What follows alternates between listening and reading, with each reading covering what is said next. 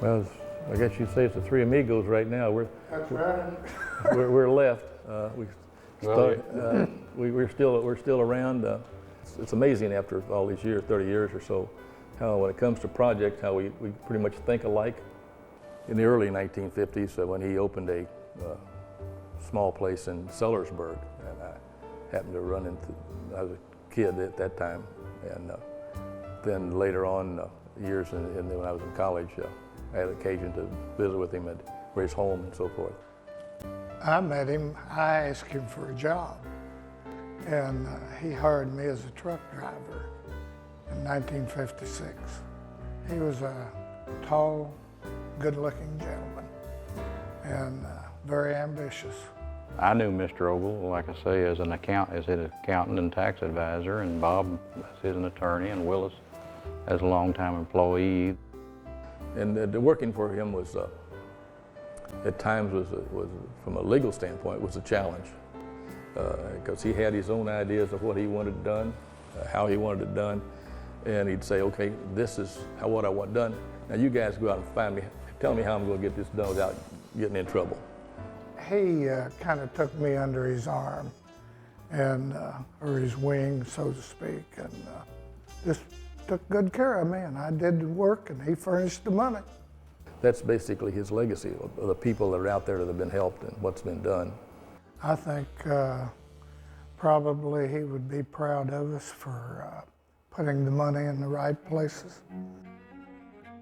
Went to high school in VV, Indiana, and he's, as I recall stories from him and his sister Josephine, he really wanted to go on to college and possibly become a dentist, but his family had bought quite a lot of farmland back in the 20s, and then hard times hit and they got overextended and he couldn't afford to go to college. He was a big picture guy, and he was good at that. He was very good at that. The one thing they did from time to time would get on the riverboat and go to New Orleans. And I don't remember whether the boat that they went with, the ferry, was powered by propane, or the fellow that ran it was also starting in the propane business. And he got Paul somewhat interested in selling propane. He really enjoyed taking care of his employees. And like Bob said, he enjoyed spending his money in the communities where he made the money. One that he loved to have a good time, and Willis was always willing to follow along and have a good time with him. So I think he learned a lot from that. He also liked Willis's wife. He hired both of them, and he liked her.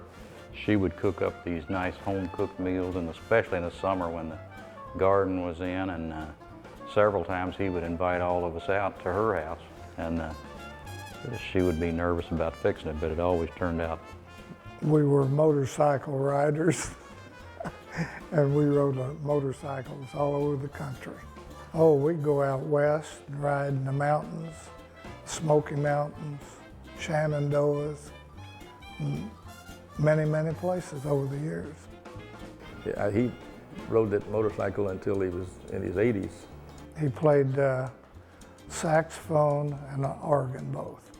I was told that he played at the governor's ball in the state of Kentucky once or twice. I think he must have started the band shortly after high school, and it was, he married, I think it was his high school sweetheart, and they were married for about 20 years until that ended, but she played in the band too. He told me that he finally got to the point where he had to decide whether he wanted to play music or run a business. You know, we said earlier, he'd like to have a good time. He enjoyed wine.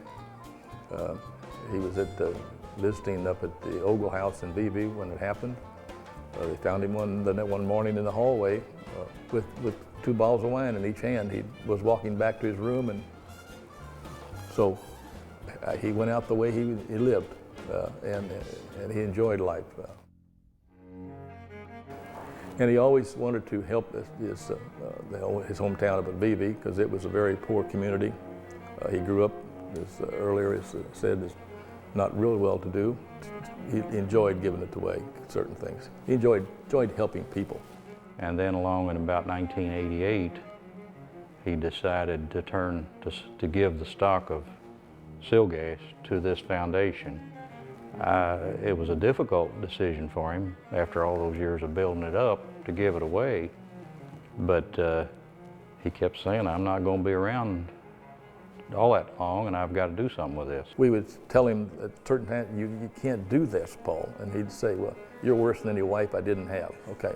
From 1979 to the date of his death, the foundation was able to give away about $6 million. That was it.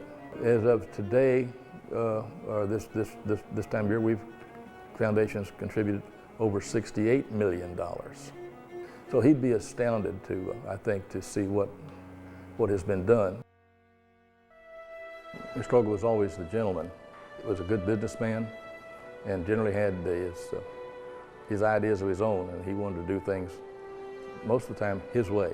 Well, I said, I could always tell when he was a little bit uptight. The faster he whistled, the madder he was. He was a good guy, really was. What you see was what you get from him. He wasn't phony in any manner. He was very, very private individual, so to speak. He liked to be around people, but his thoughts were his thoughts.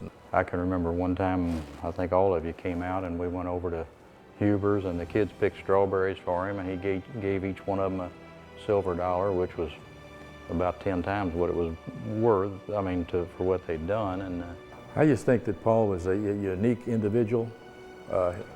If any one term could describe him, he was a gentleman.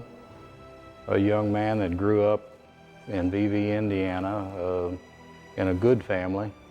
He was more like a father to me, and he probably made me what I am today.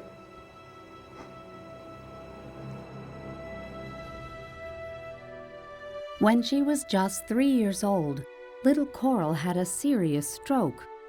With good care and time, she's much better, thanks to Kosir Children's Hospital and vital medical equipment funded by the Ogle Foundation. A precious legacy of a good man.